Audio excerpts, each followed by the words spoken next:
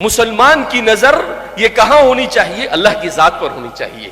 مسلمان کی نظر کہاں ہونی چاہیے؟ کتاب اللہ پر ہونی چاہیے. مسلمان کا تعلق کیسے ہونا چاہیے اللہ کے ساتھ کہ انہونی کو ہونی کرنے والی ذات کس کی ہے؟ اللہ کی ہے. کہ اللہ کی ذات کے علاوہ کوئی کچھ کرنے والا نہیں. فعال لما یرید، وہ ہر چیز کو کر سکتا ہے. تو اللہ رب العزت نے ہمیں یہ کتاب دے کر قرآن کریم کی آیت کریمہ جو میں نے آپ حضرات کے سامنے پڑھی، اس میں اللہ کتنی عجیب بات بیان فرماتے ہیں.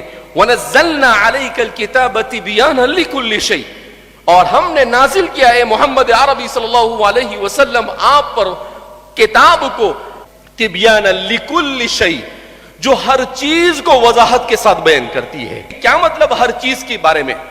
کہ ہر چیز انسان کی روحانی، انسان کی عقلی، انسان کی علمی اور انسان کی اقتصادی، انسان کی سیاسی، انسان کی انفرادی، انسان کی اجتماعی، جس قسم کی بھی انسان کے مسائل اور ضرورتیں ہو سکتی ہے، ان تمام کے تمام چھوٹے بڑے مسائل کا حل اللہ کی کتاب نے بیان کیا.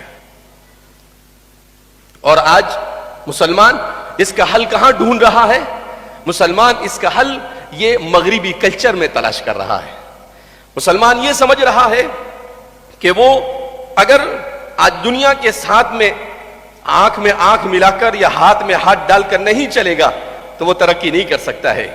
نہیں، مسلمان کی ترقی کے لیے اس کو سب سے پہلے کتاب اللہ کے ساتھ، ایمان کے ساتھ، اللہ کے ساتھ وابستہ ہونا پڑے گا.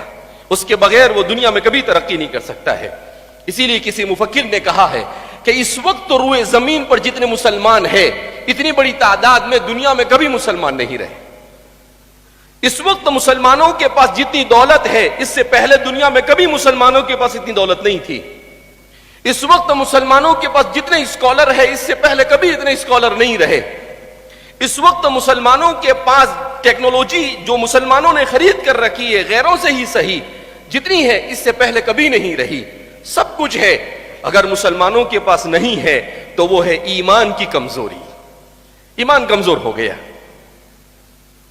قرآن سے وابستگی نہیں رہی، رسول اللہ صلی اللہ علیہ وسلم کی سنتوں سے وابستگی نہیں رہی، جس کی وجہ سے غصہ ان کا غصہ السیل، امت کی صورتحال کیا ہے. اللہ رب العزت نے کہا کہ تمہاری نظریں ہم سے ہٹی اور دنیا کے اسباب پر پڑی. تم نے اپنی کرسیوں کو بچانا، تم نے اپنی دولت کو بچانا، تم نے اپنا دنیا کو بچانا، اسی کو اپنی زندگی کا مقصد سمجھ لیا. تو جاؤ، ہم نے بھی تمہیں دنیا کے لوگوں کے حوالے کر دیا. کھاؤ ٹھوکرے تم.